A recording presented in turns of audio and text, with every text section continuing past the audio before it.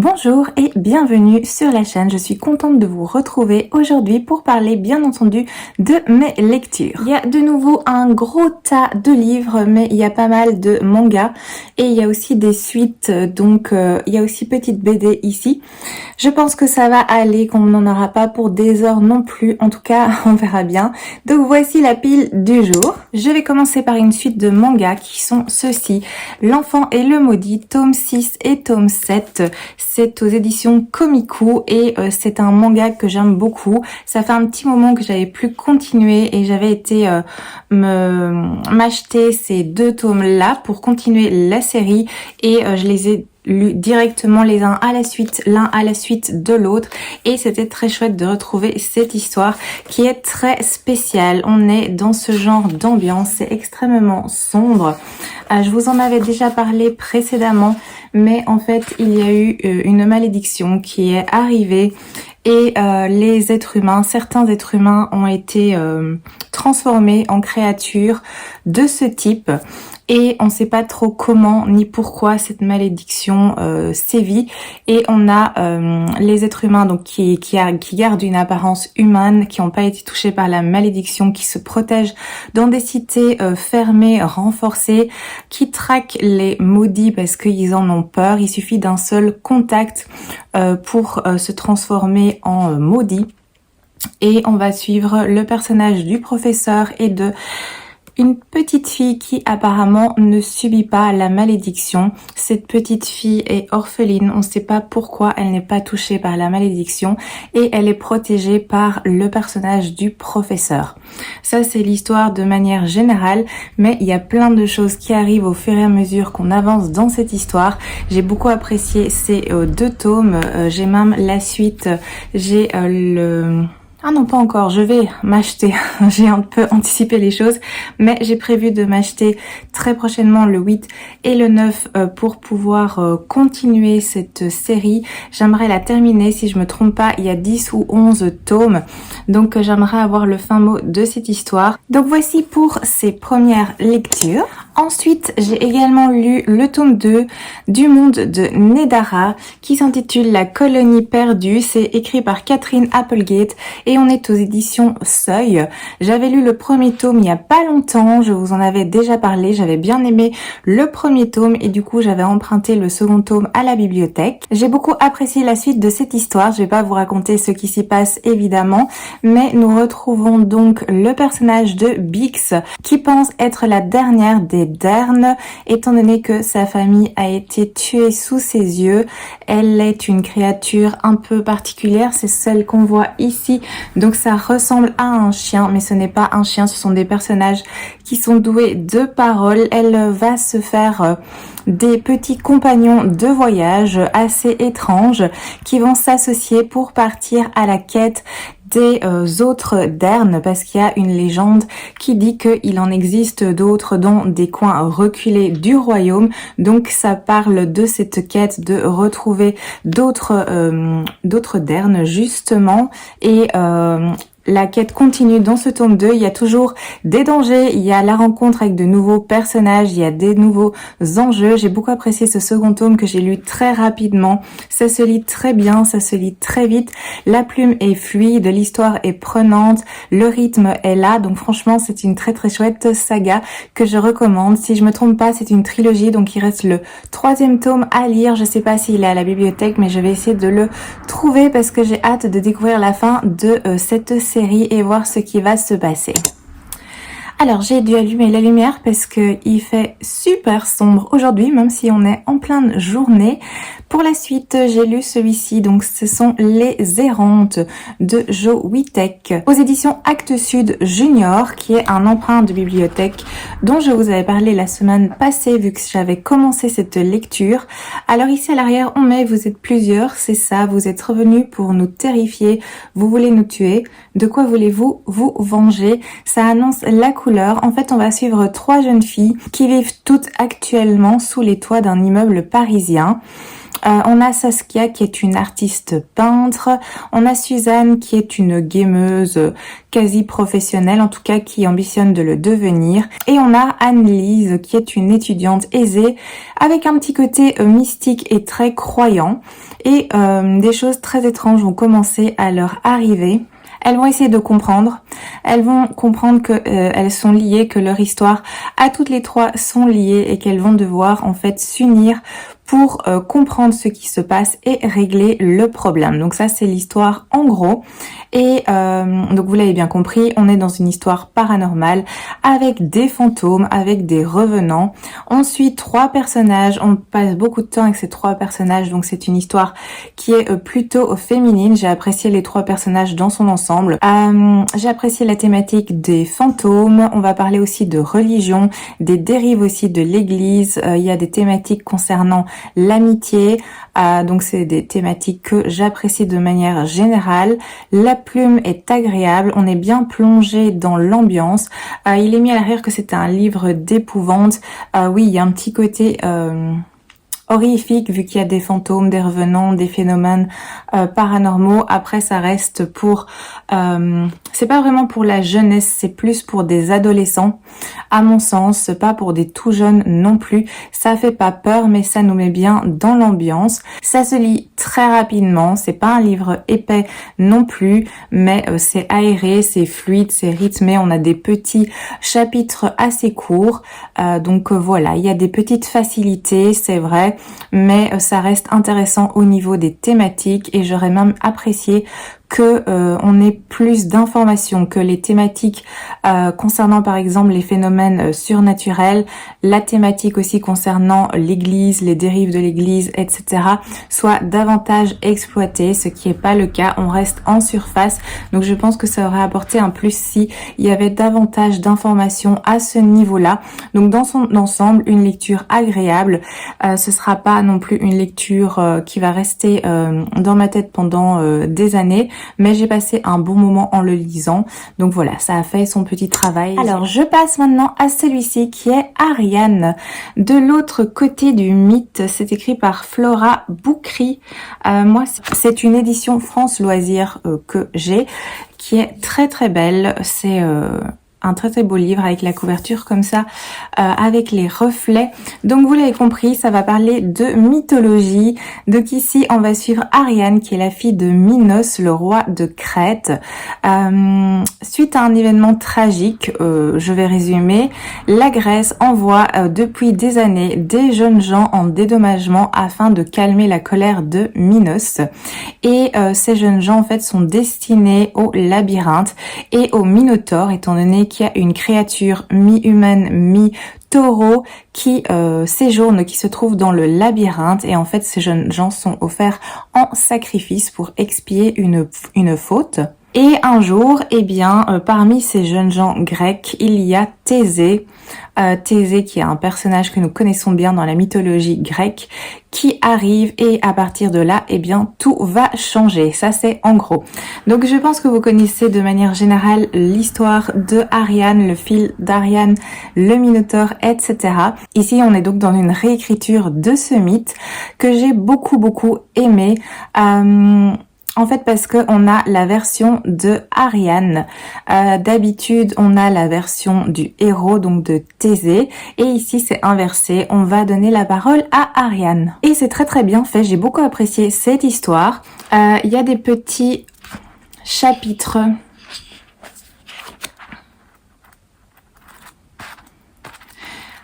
qui sont coupés en chants. Donc, dans le premier chant, eh bien, c'est pour Ariane.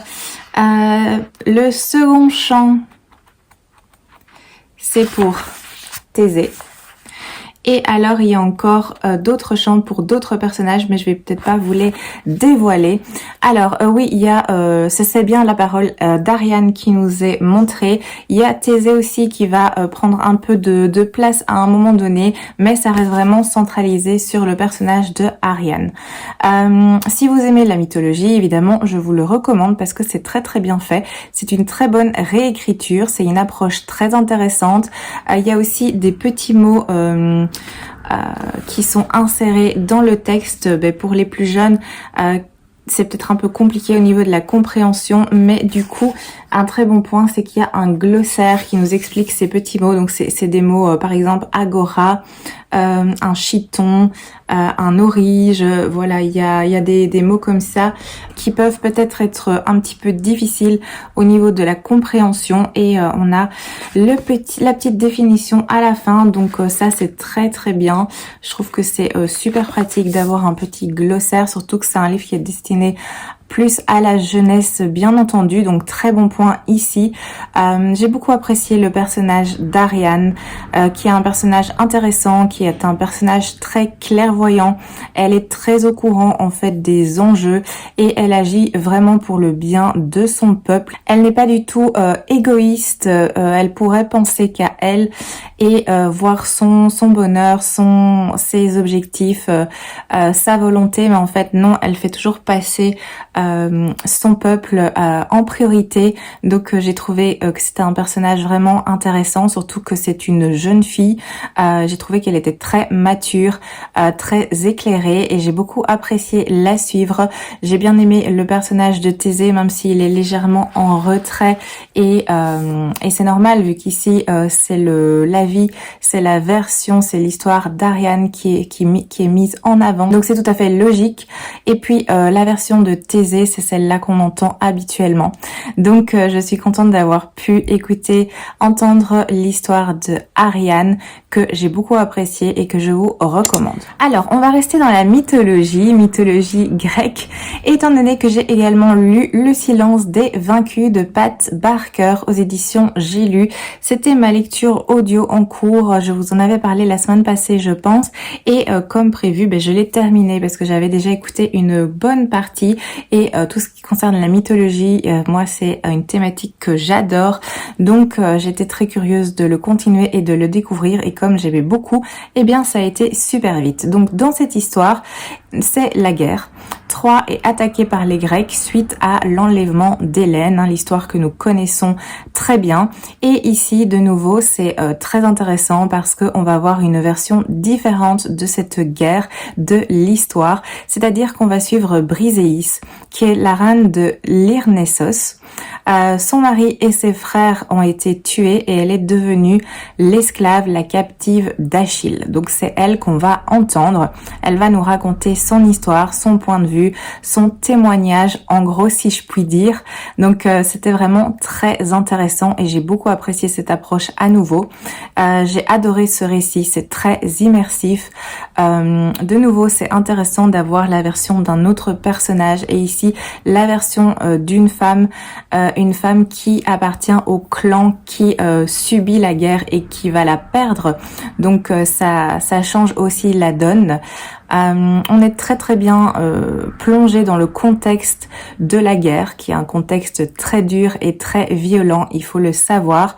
On nous épargne pas vraiment, ça nous raconte ce qui se passe durant la guerre, surtout pour les femmes. Ce n'est pas une partie de plaisir comme on s'en doute, mais ici, voilà, ça nous en parle clairement. Donc ici, on va découvrir ce qui arrive aux femmes qui sont réduites à l'état d'esclaves et qui doivent subir évidemment plein de violences de la part des Grecs. C'est un récit vraiment très prenant, très intéressant, bien travaillé, bien documenté, qui nous raconte l'horreur de la guerre, vue par les femmes, vécue par les femmes, qui est un aspect qui généralement est oublié. De nouveau, quand on a les histoires concernant la guerre de Troie et Achille, eh bien on voit le point de vue d'Achille.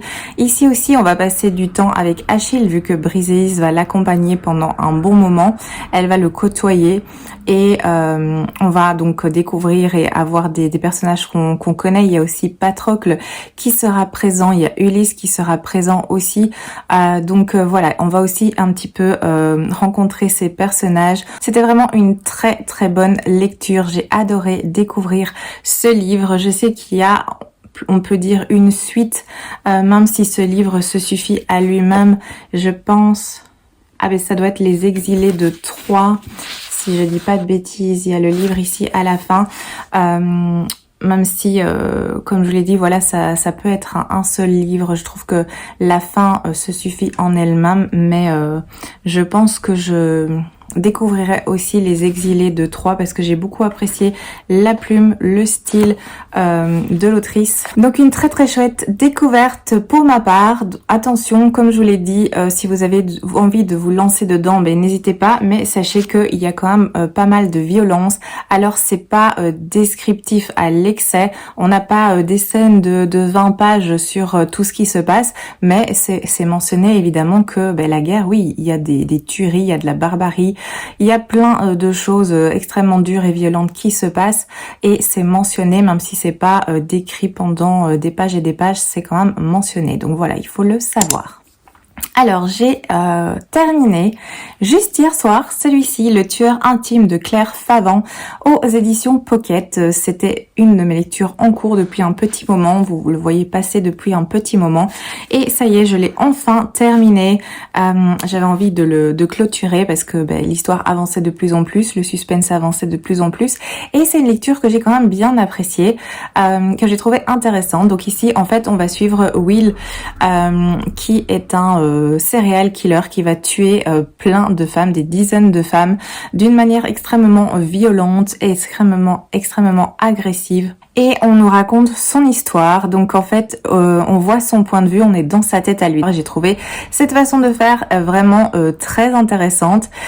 Donc on nous parle de Will qui est un enfant qui a été maltraité par ses petits camarades, qui a été très maltraité aussi à la maison, qui est dans un contexte familial difficile et en fait un jour pendant qu'il est maltraité par des camarades de classe, une de ses camarades de classe va agir et va le défendre. Donc les attaques vont plus ou moins cesser. Cette camarade de classe s'appelle Samantha et malheureusement cet acte va déclencher quelque chose de terrible pour Samantha, étant donné que Will va faire d'elle son obsession. Il va être obsédé par elle, il va à tout prix vouloir sortir avec elle, vouloir avoir une relation avec elle et au final se marier avec elle. Et ça va aussi déclencher tous ces actes de violence. Je vous en dis pas trop parce qu'il faut pouvoir aussi découvrir le pourquoi du comment. Mais donc en gros voilà, on se retrouve dans la tête de Will pendant une bonne partie du livre, plus ou moins la moitié, où on va le suivre justement faire ses petites expériences, sa démarche voilà par rapport à Samantha et aussi sa démarche par rapport à ses débordements de violence et ces actes barbares sur les femmes. Et dans la seconde partie, évidemment, tous ces tueries vont attirer l'œil de la police et du FBI. Et il y a une équipe qui va s'occuper de cette affaire et essayer de mettre la main sur le tueur, qui est donc Will, qui est un tueur insaisissable, en tout cas au début, qui est très intelligent et qui cache bien toutes les traces, toutes les preuves qu'il pourrait laisser. Donc dans la seconde partie, on suit l'équipe plus du FBI. Et j'ai trouvé ça très sympa. J'ai beaucoup apprécié cette lecture. Alors oui, il y a parfois des clichés, il y a parfois des facilités, mais j'ai trouvé que c'était quand même très bien fait. Il y avait pas mal de rebondissements. C'était crédible aussi au niveau du temps. On n'arrive pas tout de suite à l'attraper. C'est un tueur qui est intelligent, qui prend son temps, qui est réfléchi. Donc c'est logique que ça mette des années à essayer de l'attraper. J'ai eu un peu du mal avec sa relation avec Samantha, surtout de comprendre. Enfin, je comprends que c'est un personnage qui est clairement très manipulateur, mais au vu de ce qui s'est passé avec Samantha au début, j'ai eu un peu du mal à comprendre pourquoi elle en est arrivée à avoir une relation avec Will, même s'il a un aspect très manipulateur et qu'il a bien joué son coup. Mais voilà, ça j'ai eu un peu de difficulté à comprendre par la suite. Une fois que les choses étaient enclenchées, je comprends qu'on peut être complètement manipulé et sous la coupe d'une personne, mais C'est juste le point de départ où j'ai eu un peu de mal. Mais sinon, c'était très sympa. J'ai beaucoup apprécié cette lecture. J'ai même acheté le second tome. Je vous l'ai montré au salon du livre de Mons. Je pense qu'il va pas traîner. J'ai bien envie de poursuivre parce que à la fin, il se passe évidemment quelque chose. Et du coup, ça donne très envie de poursuivre et de découvrir. Alors attention pour les âmes sensibles parce que c'est extrêmement violent. Ce qui se passe sur les scènes de meurtre, c'est horrible ce que le personnage de Will fait subir aux femmes qui l'attaquent. Il y a des viols et des séances de torture. On n'a pas des descriptions de nouveau, hein, mais c'est mentionné. Et même si c'est pas développé et expliqué sur des lignes et des pages, ben, on comprend très bien en fait ce qui fait subir à ces femmes. C'est de nouveau mentionné sans rentrer dans les détails, mais c'est extrêmement dur et c'est extrêmement violent. Donc si vous n'êtes pas à l'aise avec ce genre de choses, faites attention quand même avec celui-ci. Mais sinon, si vous cherchez une histoire de serial killer manipulateur, ben, celui-ci pourrait tout à fait vous convenir. Alors j'ai également terminé celui-ci qui est un petit manga qui est le Clan des Poux. C'est de Moto Hagio, c'est aux éditions Héritage, collection Héritage. C'est le premier volume et en fait dans cette histoire on se trouve en Angleterre en 1740, quelque chose comme ça, et on va suivre deux enfants abandonnés à la base qui ont été recueillis par un personnage mystérieux qui s'appelle Anna Poux. Ces deux enfants sont frères et sœurs, ce sont Edgar et Maribel, et on va suivre leur histoire. Edgar va découvrir en fait que cette famille qu'il a recueilli, ce clan, en fait sont des vampires.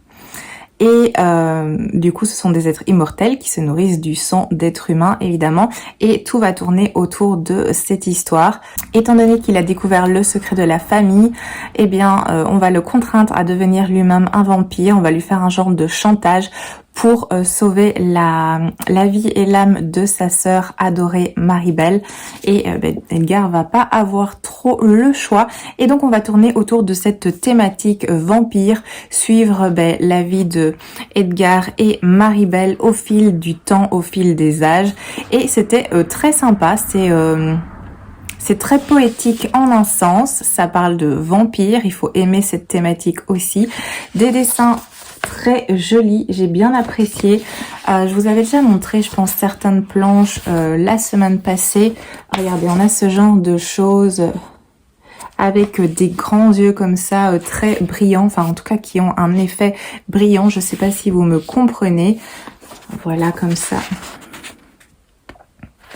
C'est assez poétique, il y a beaucoup de mouvements, vous voyez, c'est des planches comme ça, il y a beaucoup de choses à regarder. C'était très joli, j'ai beaucoup apprécié en fait cette petite balade dans le clan des Poux.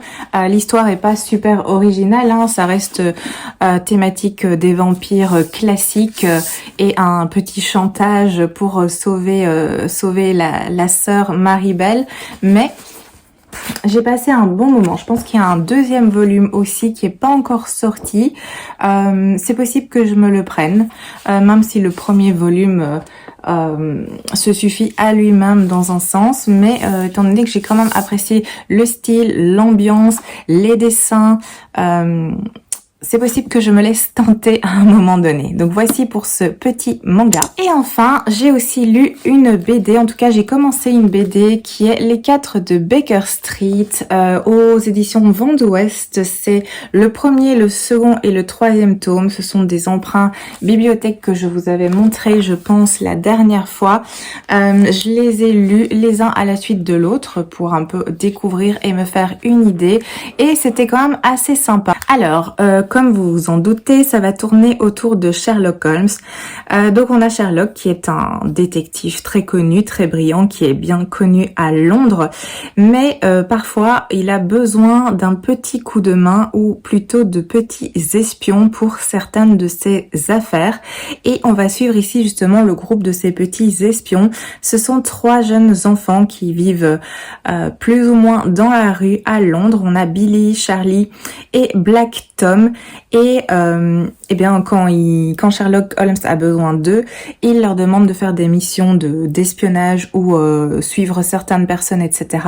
Et il les paye confortablement pour ces services. Donc ils se considèrent un peu comme les associés de Sherlock Holmes, et ici on va suivre leurs petites aventures.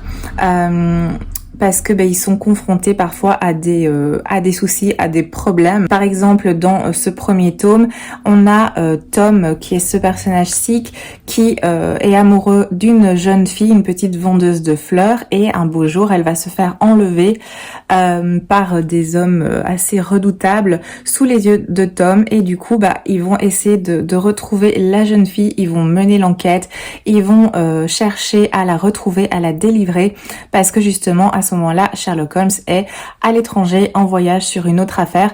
Donc voilà, c'est à chaque fois eux qui se chargent d'une enquête, d'une affaire qui leur tombe dans les bras, si je peux dire. Donc dans le premier tome, on a l'enlèvement de cette petite fleuriste. Dans le second tome, on a une autre affaire avec des personnages russes. Donc ça tourne un peu plus autour d'une dimension politique, et à chaque fois il y a autre chose, et j'ai trouvé ça sympa en fait d'avoir ce petit groupe en action. Dans le troisième tome, Sherlock Holmes est davantage présent. Là il a un rôle qui interfère. C'est dans le premier ou le deuxième? Je sais plus, bref. Dans le premier, il est absent, et dans le deuxième ou le troisième, je sais plus. Là, il arrive, il intervient. C'est dans le troisième, je crois. Ouais. Donc à voir pour les suivants, s'il sera du coup présent à chaque fois, ou si on restera avec principalement le groupe de ces trois petits personnages que j'ai bien apprécié. Les dessins sont très beaux, ils sont très travaillés. Voilà, je vous montre une ou deux planches pour que vous puissiez vous faire une idée. En tout cas, moi, j'ai bien apprécié le style, et c'est sympa. Voilà, c'est des petites enquêtes comme ça. C'est agréable à lire. Je sais pas combien il y a de tomes. Je sais qu'il y en a plusieurs de disponibles à la bibliothèque. Donc, je pense que je continuerai la petite série pour découvrir la suite de cette histoire. Voilà, je pense qu'on a fait le tour. J'ai mon petit carnet pour m'aider décembre que je viens de commencer. Et je pense que je vous ai parlé de tous ces livres-là.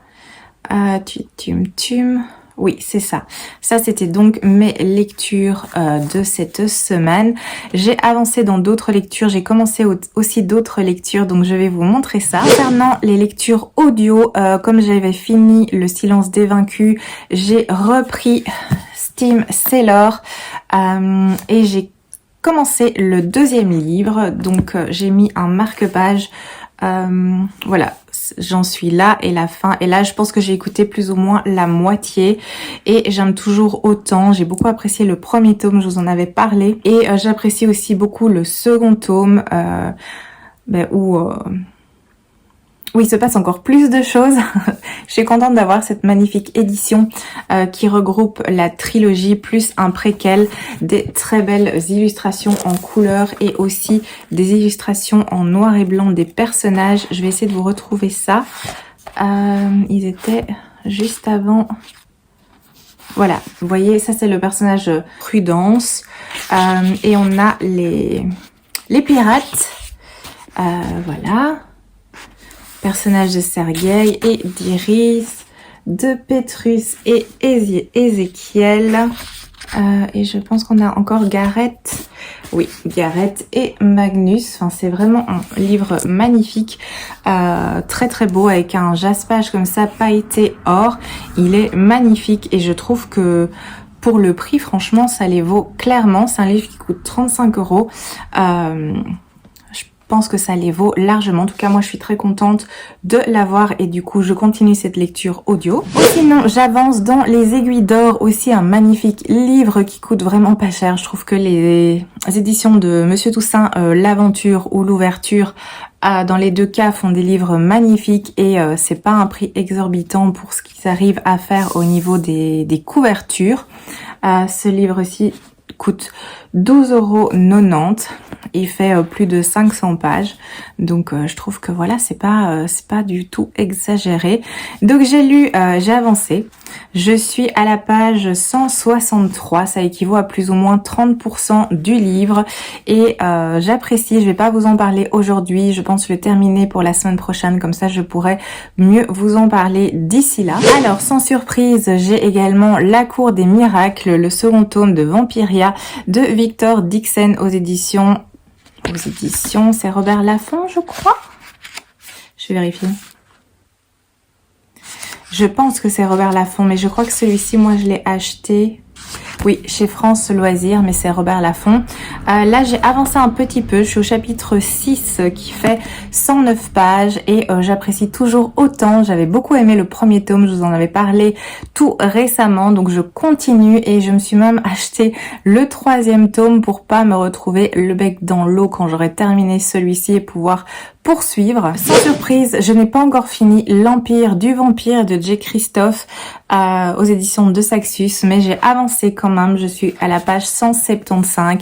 Il fait plus de 900 pages et j'apprécie toujours autant. Il y a des belles illustrations dedans, je vous avais montré et je vais le continuer. C'est vraiment très prenant. C'est très sympa, c'est ambiance vampire aussi, donc voilà, il faut apprécier cette thématique, mais sinon, je passe un bon moment avec celui-ci aussi. J'ai encore commencé d'autres choses, là je suis sur beaucoup de lectures en cours, mais il y a plein de livres qui me font envie. J'ai aussi commencé Mal d'Aurore, Les Enfants de la Légende de Philippe Le Cherchemayer, aux éditions Flammarion Jeunesse. C'est le premier tome de la trilogie, et je suis au chapitre 2.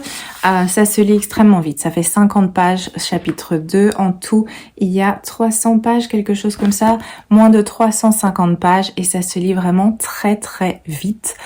Donc je vais d'office le terminer pour pouvoir vous en parler d'ici la semaine prochaine. Ça se sera lu sans souci. J'ai également commencé tout juste hier, j'ai lu le premier chapitre hier, vous voyez je suis au chapitre 2, c'est L'Orpheline de Salisbury de Anne Granger aux éditions 10-18. Je vous ai déjà parlé plein de fois de cette petite série que moi j'adore de Anne Granger, les enquêtes de Ben Ross et de Lizzie Martin.